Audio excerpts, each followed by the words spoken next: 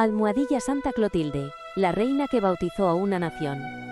El año es 496. El campo de batalla de Tolbiac está empapado de sangre. El ejército de los francos, la fuerza militar más temida de la Europa occidental, está al borde de la aniquilación total. Su rey, el rey Clodoveo, un guerrero implacable y pagano devoto, ve cómo sus líneas de defensa se desmoronan ante la furia de los alamanes. La desesperación invade su corazón. Sus dioses de la guerra, Thor, Odín, Tyr, guardan silencio. Ninguna magia, ningún sacrificio parece capaz de revertir la masacre inminente. Es en este momento de oscuridad absoluta, cuando la muerte parece segura y el fin de su reinado inevitable, que Clodoveo recuerda una voz. No la voz de un general ni de un sacerdote pagano, sino la voz suave, persistente e inquebrantable de su esposa. Una mujer que durante años soportó sus burlas, su ira y su terquedad. Una mujer que le hablaba de un Dios diferente, un Dios de amor, pero también un Dios de poder infinito, creador de los cielos y la tierra. Con lágrimas en los ojos y el corazón rebosante de una esperanza desesperada, el rey pagano alza la mirada hacia los cielos manchados de humo y clama: Jesucristo, a quien Clotilde declara ser el Hijo del Dios vivo, si me concedes la victoria sobre estos enemigos, creeré en ti y seré bautizado en tu nombre. Lo que siguió no fue solo una victoria militar, fue el nacimiento de una nación cristiana, fue el momento en que el destino de toda Europa cambió para siempre. Y en el centro de esta revolución monumental no estaba un ejército, ni un emperador, sino la fe inquebrantable de una sola mujer, Santa Clotilde. Esta es la historia de una princesa exiliada que se convirtió en reina, de una madre que vio morir a su primogénito en las aguas del bautismo y aún así, no perdió la fe. De una viuda que cambió la corona por el velo y dedicó sus últimos días a servir a los pobres y enfermos. Esta es la historia de Santa Clotilde, la madre espiritual de Francia. Almohadilla, almohadilla, la princesa en el exilio. Para entender la magnitud de la misión de Clotilde, debemos volver a su nacimiento, alrededor del año 475, en la ciudad de Lyon. Nació en un mundo en llamas. El Imperio Romano de Occidente estaba en colapso, y Europa era un mosaico caótico de tribus bárbaras luchando por la supremacía. Clotilde era una princesa de Borgoña, hija del rey Chilperico II. Pero su infancia no fue un cuento de hadas. Estuvo marcada por una tragedia brutal que definiría su carácter. Su propio tío, Gundobado, consumido por la ambición y la sed de poder, asesinó al padre de Clotilde con un golpe de espada. No satisfecho, ordenó también la muerte de la madre de Clotilde. Huérfana, exiliada y viviendo bajo la sombra constante del asesino de sus padres, la joven Clotilde podría haberse entregado al odio, a la amargura o a la desesperación. Pero fue en el exilio, en la corte de Ginebra, donde encontró su verdadero refugio, la fe católica. Mientras la mayoría de las tribus germánicas de la época, incluido su tío Gundobado, habían abrazado la herejía arriana, que negaba la plena divinidad de Cristo, Clotilde fue educada en la fe católica ortodoxa.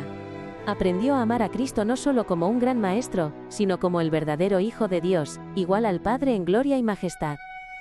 Gregorio de Tours, el gran historiador del siglo VI, nos cuenta que Clotilde creció en gracia y sabiduría. No solo era bella en apariencia, sino que poseía una dignidad y una pureza que impresionaban a todos los que la conocían. Su fe no era una mera formalidad, era el ancla de su alma, la luz que la guiaba a través de las tinieblas de su juventud. Clotilde permaneció bajo la protección de su tío Gundobado en la corte de Ginebra hasta alcanzar la edad adulta, alrededor de sus 16 o 17 años. Fue en esa ciudad, a orillas del lago Lemán, donde se formó como mujer de fe, de oración y de caridad, lejos de la corte borgoñona donde había nacido, pero cerca de Dios. Almohadilla, almohadilla, el matrimonio con el rey pagano. La fama de la belleza y virtud de Clotilde pronto trascendió las fronteras de Borgoña. Llegó a oídos del rey Clodoveo, el joven y ambicioso rey de los francos. Clodoveo era un líder formidable, un estratega brillante que estaba unificando las tribus francas bajo su dominio, pero era un pagano convencido, adorador de los antiguos dioses germánicos.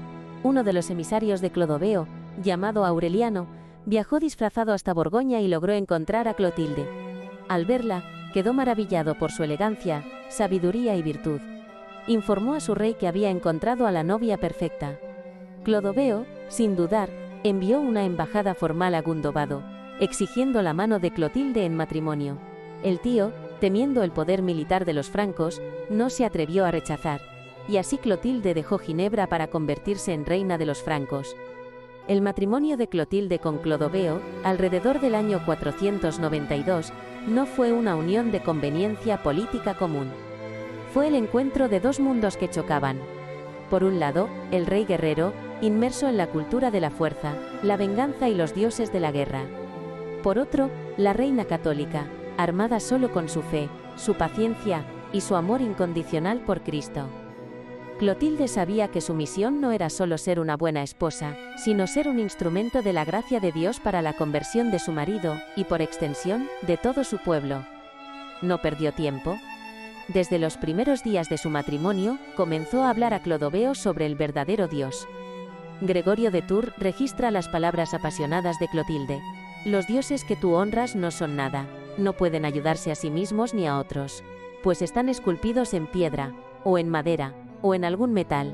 El Dios que debe ser adorado es aquel que por su palabra creó de la nada los cielos y la tierra, el mar y todo lo que en ellos hay. Pero el corazón de Clodoveo era duro como piedra. Respondía con desdén: por la voluntad de nuestros dioses todas las cosas son creadas y producidas. Evidentemente, tu Dios no puede hacer nada. Almohadilla, almohadilla, la prueba de la fe. La verdadera prueba de la fe de Clotilde llegó con el nacimiento de su primer hijo, Ingómero. Como madre devota, su mayor deseo era ver a su hijo renacer en las aguas del bautismo. Rogó a Clodoveo, y él, tal vez por amor a su esposa, finalmente cedió. Clotilde preparó la iglesia con magníficos tapices, esperando que la belleza de la liturgia tocara el corazón del rey.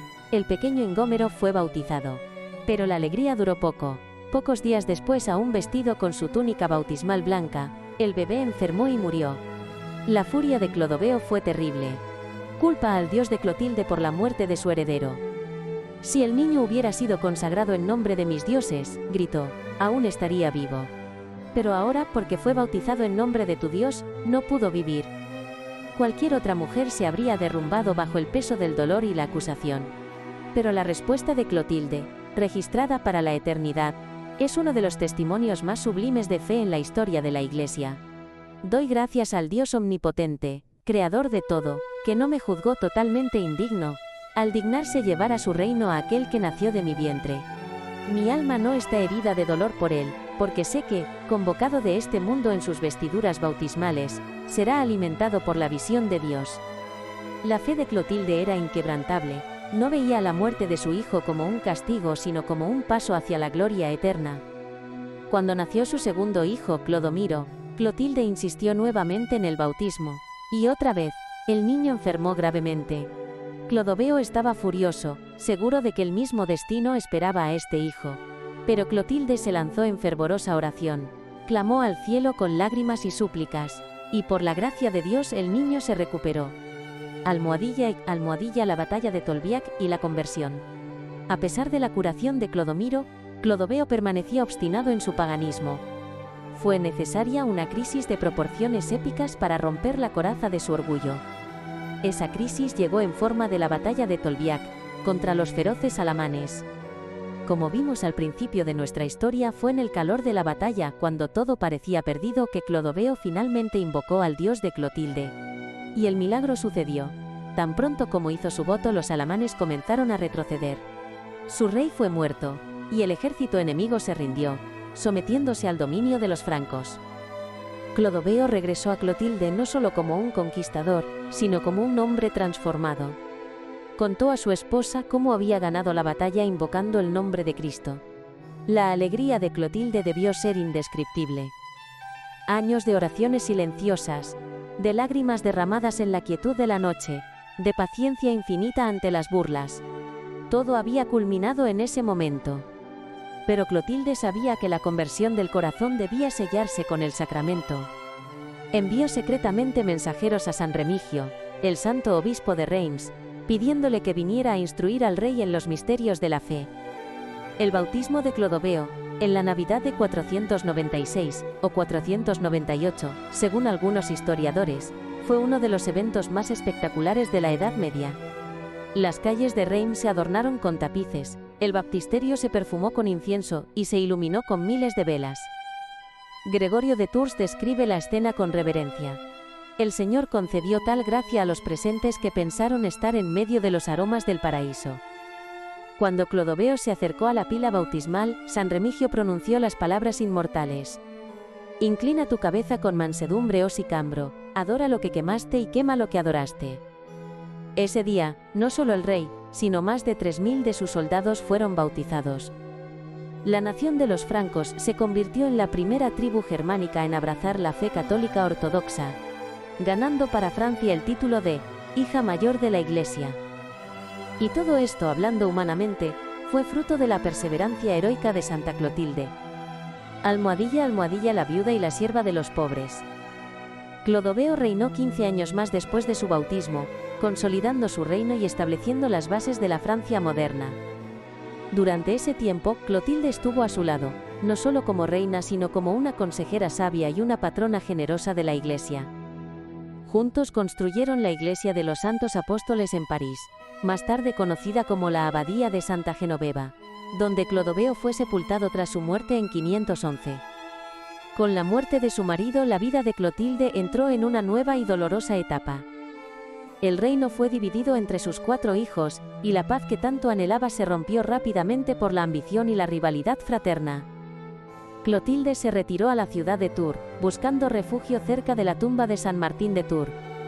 Gregorio de Tours nos dice que ella sirvió allí en la iglesia de San Martín, y habitó en el lugar con la mayor castidad y bondad todos los días de su vida, visitando París raramente. Pero las tragedias del mundo continuaron persiguiéndola. Sus hijos se involucraron en guerras crueles, y especialmente Childeberto y Clotario cometieron actos de gran maldad que causaron las mayores tristezas al corazón de Clotilde. Además de muchos otros pecados terribles, no respetaron ni a los miembros de su propia familia en su sed de poder y tierras. Almohadilla, almohadilla, el legado de santidad. Tras tantas penas, Clotilde se sumergió aún más profundamente en su vida de oración y penitencia. Comprendió que el poder terrenal era una ilusión pasajera, manchada de sangre y traición. Su verdadera corona no era de oro, sino de servicio humilde. Gregorio de Tours describe sus últimos años con profunda reverencia. La reina Clotilde se mostró tal que fue honrada por todos, siempre diligente en limosnas, capaz de soportar toda la noche en vigilia, inmaculada en castidad y rectitud, con buena voluntad generosa y pronta. Concedió propiedades a iglesias, monasterios y lugares santos donde veía necesidad, de modo que se creía que servía a Dios diligentemente, no como reina, sino como su propia sierva. No permitió que la amargura envenenara su alma, en cambio, transformó su dolor en compasión por los pobres, los enfermos y los marginados. Fundó hospitales, construyó iglesias y lavó los pies a los leprosos. La reina de los francos se convirtió en la madre de los afligidos. Santa Clotilde falleció en Tours en el año 545, a los 70 años de edad. Sus hijos, Clotario y Childeberto, que le habían causado tanto dolor, llevaron su cuerpo en procesión hasta París, donde fue sepultada junto a su marido Clodoveo, en la iglesia de los Santos Apóstoles. De la semilla de sufrimiento que Clotilde plantó con sus lágrimas y oraciones, nació también un fruto de santidad en su propia familia. Su nieto San Claude, Clodovaldo, hijo de Clodomiro, renunció voluntariamente a cualquier pretensión al trono y eligió el camino de la vida religiosa. Se convirtió en discípulo del ermitaño Severino de París, vivió años en soledad y contemplación en Provenza, y finalmente se estableció en una colina a orillas del Sena, donde fundó una pequeña comunidad monástica, y construyó una iglesia en honor a San Martín, ordenado sacerdote por el obispo Eusebio de París en 551. Clodovaldo murió en olor de santidad el 7 de septiembre de 560, a los 38 años. La aldea donde vivió pasó a llamarse Sanctus Clodoaldus, hoy conocida como Saint-Cloud en Francia. Es venerado como santo tanto por la Iglesia católica como por la Iglesia ortodoxa. Así, las oraciones de Clotilde no solo convirtieron a un rey y bautizaron a una nación, también engendraron un santo en su propia línea. En cuanto a Clotario, el hijo que tanto la había afligido, Gregorio de Tours registra que, al final de su vida, fue tomado por un profundo remordimiento por sus pecados. En 561, poco antes de morir, viajó personalmente hasta la tumba de San Martín de Tours para implorar perdón, el mismo santuario donde su madre había vivido y orado durante tantos años. Murió poco después, en noviembre de 561. La misericordia de Dios es insondable, y las oraciones de una Madre Santa tienen un poder que va más allá de la muerte. Almohadilla, almohadilla, el significado histórico de Santa Clotilde. La vida de Santa Clotilde es un testimonio poderoso de cómo la gracia de Dios opera a través de la debilidad humana. En una época en que la fuerza bruta y la espada dictaban el destino de las naciones, fue la oración silenciosa y la paciencia heroica de una mujer lo que cambió el curso de la historia europea. Su legado no se limita solo a la conversión de Clodoveo. Al traer a los francos a la fe católica ortodoxa, Clotilde aseguró que la Iglesia tuviera un defensor poderoso contra las herejías arrianas que amenazaban con engullir el continente. La alianza forjada entre la monarquía franca y el papado, iniciada con el bautismo de Clodoveo, moldearía la civilización occidental durante los próximos 1000 años, culminando en el Imperio carolingio y la Edad Media cristiana. Además, su vida nos enseña una lección profunda sobre el sufrimiento. Clotilde no fue preservada de los dolores del mundo por ser santa. Al contrario, bebió profundamente del cáliz de la amargura, el asesinato de sus padres, la muerte de su primogénito, las guerras fratricidas de sus hijos y la masacre de sus nietos. Sin embargo, en medio de todo eso nunca perdió la fe. Transformó su dolor en amor, su duelo en servicio, y su corona terrenal en una corona de gloria celestial. Que el ejemplo de Santa Clotilde nos inspire a perseverar en la fe, a orar sin cesar por la conversión de quienes amamos, y a confiar en que, al final, el amor de Cristo siempre triunfará sobre las tinieblas del mundo. La historia que acabas de escuchar no es solo sobre el pasado, es una semilla para el futuro. Ausa. Los santos no están en un pedestal solo para ser admirados. Son una invitación, un llamado para que nosotros también podamos ser héroes de la fe en nuestro tiempo, en nuestro lugar. Ausa. Si este mensaje ha tocado tu corazón, no lo guardes solo para ti. El mundo necesita luz, el mundo necesita esperanza. Ausa. Sé tú el portador de esa luz. Comparte este vídeo, suscríbete para no perder ninguna historia. Y, sobre todo, reza con nosotros para que más corazones sean tocados. Juntos, somos la Iglesia viva. Juntos, mantenemos viva la llama de la fe. Almohadilla, almohadilla, oración a Santa Clotilde. Oh gloriosa Santa Clotilde, Reina y Madre, que con tu paciencia inquebrantable, oraciones fervorosas y lágrimas silenciosas alcanzaste la conversión de tu esposo y el bautismo de toda una nación, mira con compasión hacia nosotros. Tú que conociste el dolor del exilio, la pérdida de seres queridos y las amargas decepciones de la traición familiar, enséñanos a no perder nunca la esperanza en las promesas de Cristo. Ayúdanos a ser instrumentos de paz y conversión en nuestras propias familias y comunidades. Danos tu fuerza para soportar las pruebas con dignidad, tu caridad para servir a los más necesitados con humildad, y tu fe inquebrantable para confiar en que, incluso en las horas más oscuras, la luz de Dios siempre prevalecerá.